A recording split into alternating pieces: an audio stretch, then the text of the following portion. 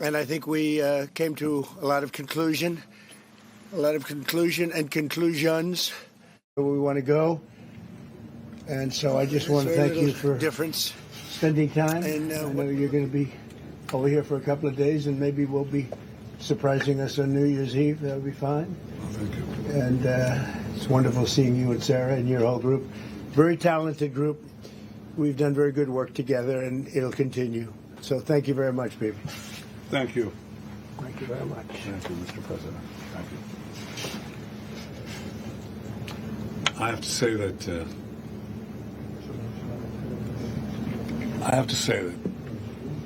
in addition to what I said, that we've never had a friend, even close, a friend, as President Trump in the White House. I think he's been extraordinary in his friendship and his support for Israel, his principled positions, his willingness to just cut through and get to the essence of things. And I don't say that as a compliment. I just mean it. People have heard me say that behind your back, Mr. President, many times. But I want to say something else. I think we have a partnership, if I can quote you, second to none. I think it's allowed us to do enormous things. You know, people said there was a different conception at one time, which means that America can advance its interests in the Middle East if it opens a lot of daylight between it and Israel. And President Trump has done the exact opposite. He's achieved remarkable things in the Middle East because we work together. We talk about our ideas. Sometimes we have different ideas, but we work it out. And most of the time we see eye to eye. But it's been a remarkable experience, and this was a very, very productive meeting. And may I say a very good lunch. Thank you. Thank you for your friendship. Thank you very much, David. And thank you for your support. It's meant from the heart. Thank you. You know, as I said outside, he's been a wartime prime minister, and we were, well, I guess I could say I was a wartime president in more places than just Israel, if you think about it. But Israel was a big factor, and we're with you, and we'll continue to be with you. And a lot of good things are happening in the Middle East. We have peace in the Middle East, and we're going to try and keep it that way. I think we will be very successful in keeping it that way. And you've been a great friend, and I've been a great friend to you and to Israel. And it's been my honor. And the award that I was given was really surprising and very much appreciated.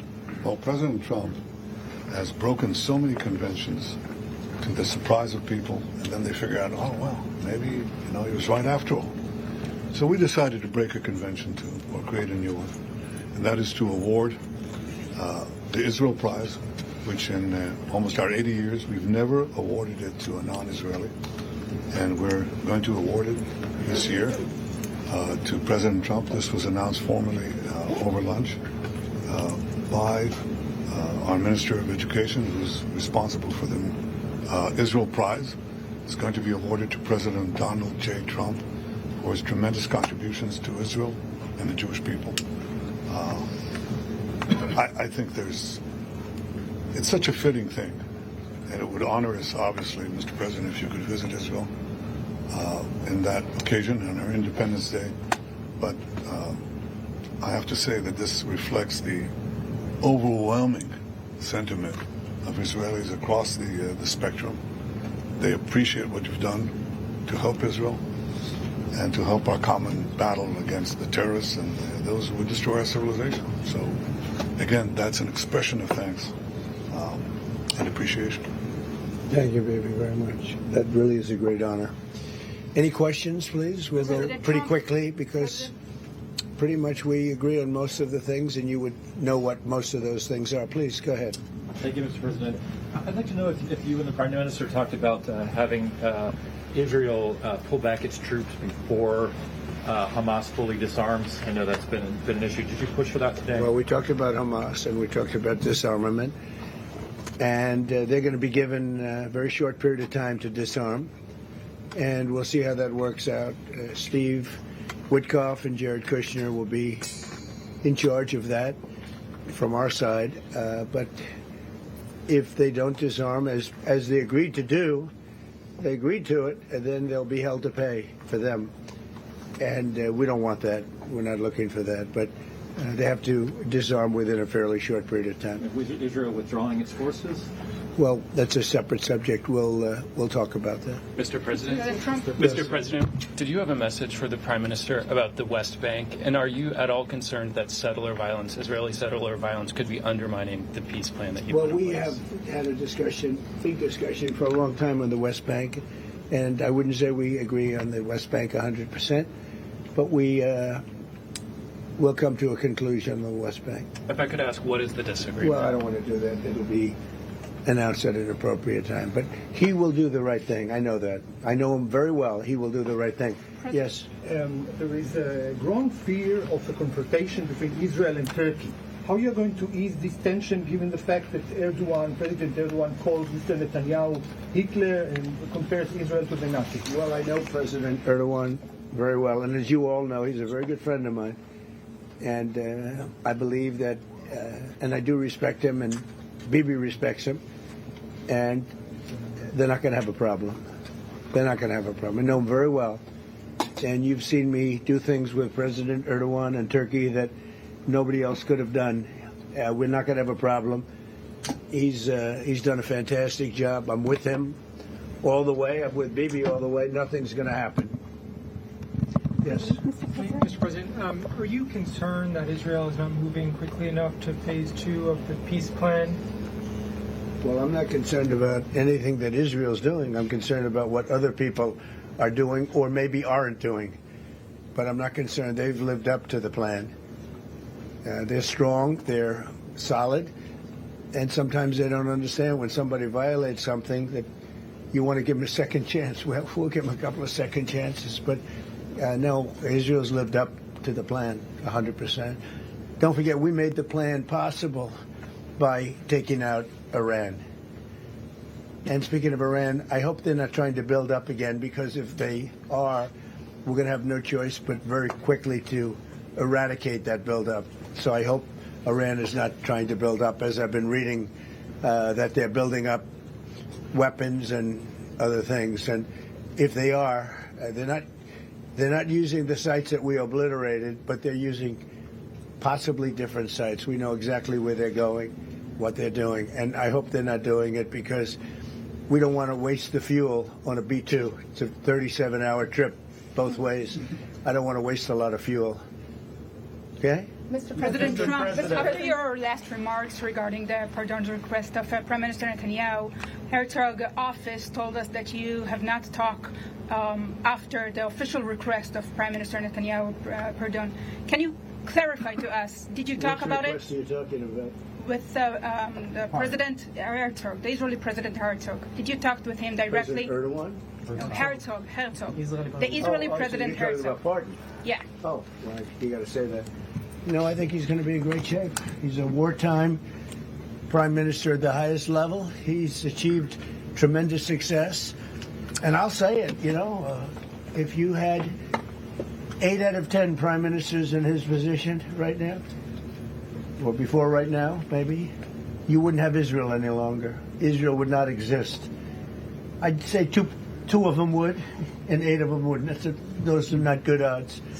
You needed a very special man to really carry through and really help Israel through this horrible jam. These are major factions, and it started with our negotiation with Iran.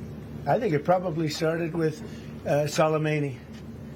That was really where you mentioned that today. It started with Soleimani.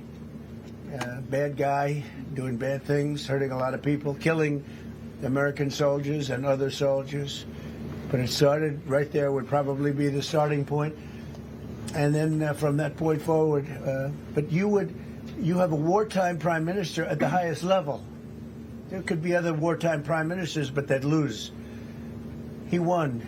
And I think the people of Israel appreciate it. I think a lot of the people in the world appreciate it, actually. And because of that victory, we were able to get peace in the Middle East. If you had a different kind of a personality, if you had a weak person or a stupid person, and there are plenty of both of them, you would not have had success, and you might not have Israel. And you report for Israel. I know you're very proud of it, and you do a great job. You might not have a job because there might not be an Israel right now if you had a different prime minister. That's a big statement, but to me, it's a very simple statement to make. I'm looking at Pete Hegseth, and he's sort of nodding. If they don't have a strong prime minister, Pete, you might not have Israel today. I think he'll go down in the record books. And, you know, I was a big help. I'll be honest, big help. Somebody said in the room, if you don't have Trump, you needed a proper combination of everything. And if you didn't have that combination, which they had, you would not have an existing Israel right now. And the people of Israel know it. That's why they like me, and it's why they actually like him. He's got a little bit of a love-hate more than I do over there. But you know what? Even the haters have a lot of respect for him. There's a lot of jealousy about him. A lot of jealousy. Jealousy is a bad word. But I believe you would not have Israel right now, so it's a big deal. Yeah. Another question, if I may, regarding. A recent poll showed that as many as half of Gazans would be willing to leave the Gaza Strip if afforded the opportunity to do so. Back in February, you said that all Gazans should be I heard resettled. that number today, half of Gaza would leave. I've always said it. I said if they were given the opportunity to live in a better climate, they would move. They're there because they sort of have to be. I think it would be a great opportunity, but let's see if that opportunity presents itself. But we're helping the people of Gaza a lot. So is Israel, by the way. So we'll see what happens. But I saw that it was a poll. It was actually more than half the people would leave if they were given the opportunity. And I've been saying that for a long time. To me, it was common sense. So it's interesting. Why wouldn't countries accept them? Look, let's not talk about it because we don't want the controversy. Right now we're helping Gaza.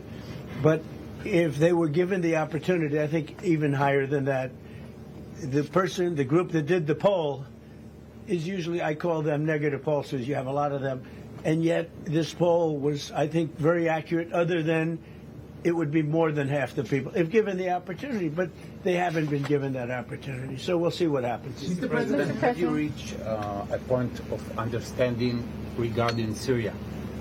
We do have an understanding regarding Syria.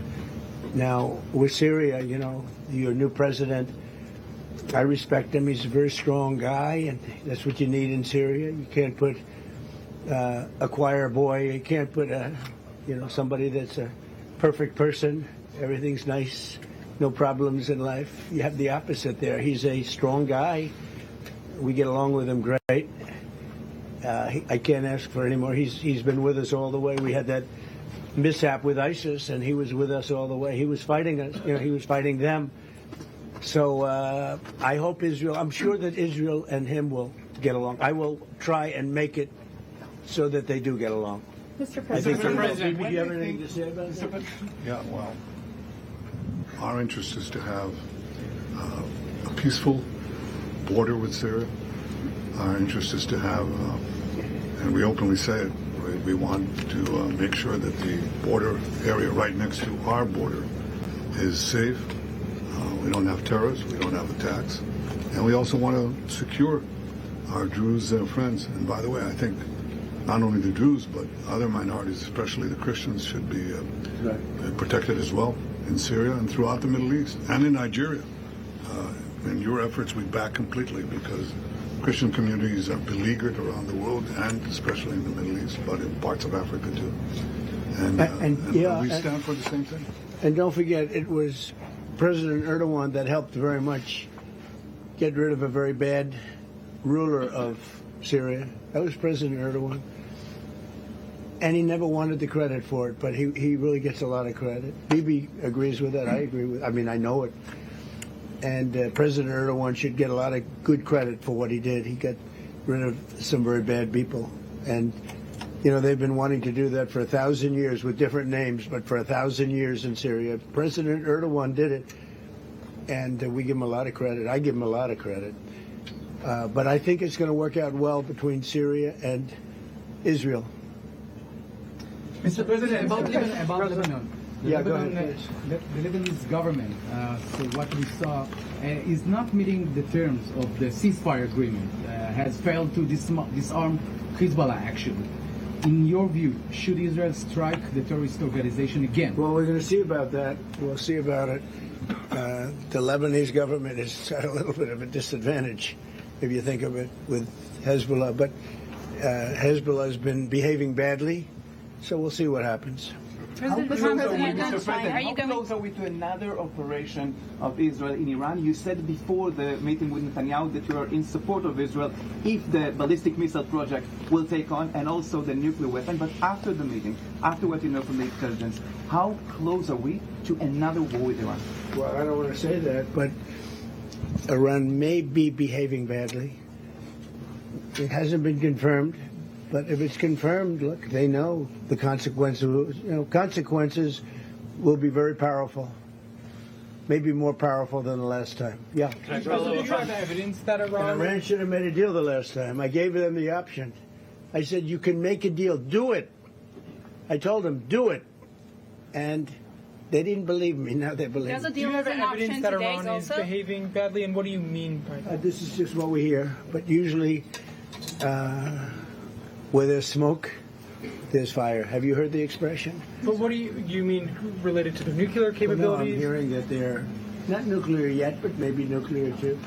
The sites were obliterated, but they're looking at other sites. That's what I've heard. They're you looking. have intelligence? So it'll take a long time.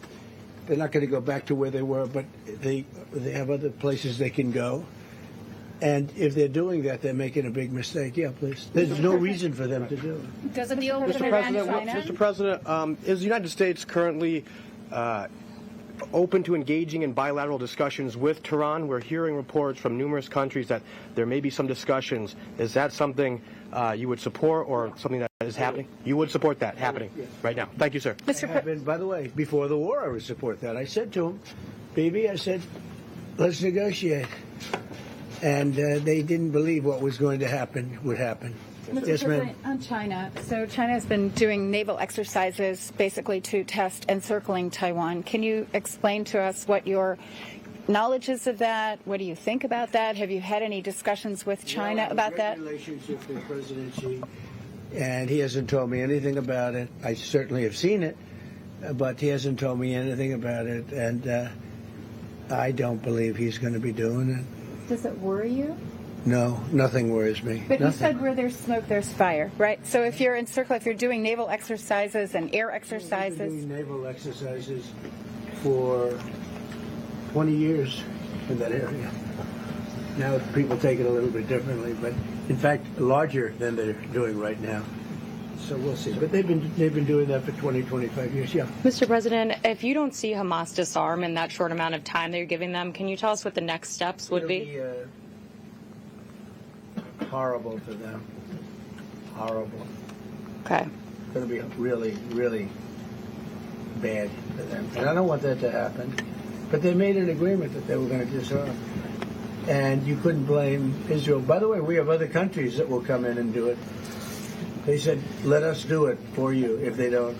Countries that were with them wanted the deal to be made, agreed that they would disarm, and now if they say they're going to disarm, that's fine. If they say they're not going to disarm, those same countries will go and wipe them out. They don't even need Israel. You know, we have many countries, 59 countries that are in agreement. This is a real peace in the Middle East.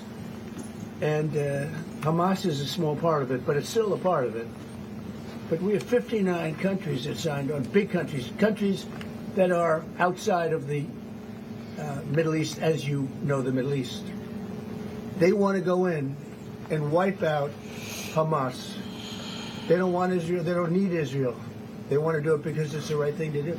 Because they were for the deal based on the fact that Hamas pledged, they swore that they were going to disarm. Now, if they're not going to disarm, those same countries will wipe out Hamas. President Trump, do you think that the PA should be involved in the day after in Gaza Strip, even in the near future? And the same question to Prime Minister Netanyahu. Do you see a real opportunity that the PA will be in Gaza? Go ahead, baby. I think President Trump put clearly the conditions of reform that he wants to see in the PA for them to be involved. And I think he put it very clearly what he wants to see, the kind of real reforms, not just perfunctory reforms, but real reforms. Stop pay to slave, change the curriculum in your textbooks, open up a different society and a different future. So it's not in the near future? Well, let them, I think it was clear. Pretty clear. You put guidelines that were, by the way, the Trump plan of 2020, and they were put then in the 20 points, and it's up to them. Remember this, if we didn't do what we did to Iran, just to make the subject just slightly different, you wouldn't have peace in the Middle East. You wouldn't have a deal signed in the Middle East. You wouldn't have a deal. Because other Arab nations, which are great people, I know them very well, I know them, they're great people, they wouldn't be able to have agreed to peace in the Middle East because you would have had a dark cloud hanging over everything. It wouldn't have been possible. So Iran has been greatly reduced in power, prestige. I don't want to use the word humiliation because, they're trying to build up again. But we can't let them build up because if they build up, there can't be peace in the Middle East. It was a mistake. When they wiped out Iraq and Iran were about the same power. And they fought each other with different names for 1,000 years. And then our country came out and blew up one of those two countries, namely Iraq. And all of a sudden, Iran had the whole Middle East all to itself. But that's not true anymore. That's not true anymore. Can you tell us something about your Turkey? plan? Tell us something about your plan to expand Abraham Accords. If you can tell us something about your plan to expand Abraham Accords. Well, the Abraham Accords are a great achievement of Jared and everybody. I mean, it was one of the great achievements. They'll be expanded. Countries are already talking about expanding it, and they'll be expanded fairly quickly. Yeah, what about Saudi Arabia? Is it still on the table? The normalization? Saudi Arabia is great. We have a great leader, and a friend of mine, and a friend of a lot of people. Also an enemy of some people, but those people aren't doing so well. No, Saudi Arabia has been very good, as far as I'm concerned. They've done everything that we can ask for. But normalization with Israel is on the They're table? getting along great with Israel. They will. And at some point, they'll sign the Abraham Accords. Mr. President, so one of the big domestic tasks ahead of you is to pick a new chairman for the Fed. Yeah. You've said that you have one favorite, but you're also doing interviews. I didn't change. Yeah, I'll announce them at the right time. There's plenty of time. Is there any chance? We're doing numbers that nobody's ever seen. We have $18 trillion coming in. We had a 4.3% GDP. They thought it was going to be 2%. And that's despite the Democrat shutdown. Had the shutdown not occurred, we would have had an extra 1.25. Think of that. We are doing, and also despite the fact that we have a fool at the Federal Reserve. I mean, Biden reappointed him, and it's too bad. You would have thought he wouldn't have done that. But he's an absolute fool who's building a new Federal Reserve, or he's doing a renovation of a building. Maybe he's up to $4.1 billion to do a renovation of a few very small buildings. It's the highest price in the history of construction.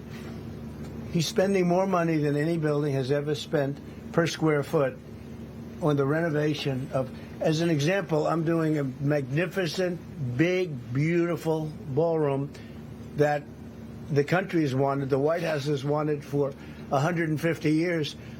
It's a massive job, and it's a tiny fraction of that number. And we're under budget and ahead of schedule. Now, it's bigger than I told you. After realizing we're going to do the inauguration in that building, it's got all bulletproof glass. It's got all drone, they call it drone-free roof. So drones won't touch it. It's a big, beautiful, safe building. But it's a big project. For a tiny fraction of that, we're under budget and ahead of schedule. And they've wanted it for 150 years. Think of it, the Federal Reserve building, two buildings there, they don't know what they're doing. They're way over budget. I mean, almost, this was built during the Biden administration. And I rode by it the other day, and it's headed by the head of the Federal Reserve. Too late, too late, Powell. Too late because he's always too late with interest rates, except before the election he was too early because that would have helped. That was supposed to help get her elected. it had no impact. We won all 7 swing states. So what do you think? But no. We're thinking about bringing a suit against Powell for incompetence. Because think of it, these aren't outstanding buildings. These are small buildings. He said $4 billion more. It's going to end up costing more than $4 billion. $4 billion. It's the highest price of construction. Again, Democrats. Highest price of construction per square foot in the history of the world. There's never been. Gorgeous monuments are built for a much smaller price. So we're thinking about bringing a gross incompetence, what's called gross incompetence lawsuit. It's gross incompetence against Powell. And it was his baby. And the guy's just incompetent. I mean, there's nothing you can do about it. He's just a very incompetent man. But we're going to probably bring a lawsuit against him. Thank you all very much. I appreciate it. Bibi, congratulations. Mr. President, when do you expect an announcement then on Powell's replacement? January sometime. And will you ask Jay Powell to resign? Well, he should resign. You know, be a favor to the nation. But he's come close. I mean, we're getting pretty close. I would fire him. I'd love to fire him, but we're so close. You know, maybe maybe I still might. Will you set F-35 to Turkey? Say it. Are you going to approve selling of F-35 to the Turkish? We're thinking about it very seriously. And what is your reaction to this? They'll never use it. Thank you, President.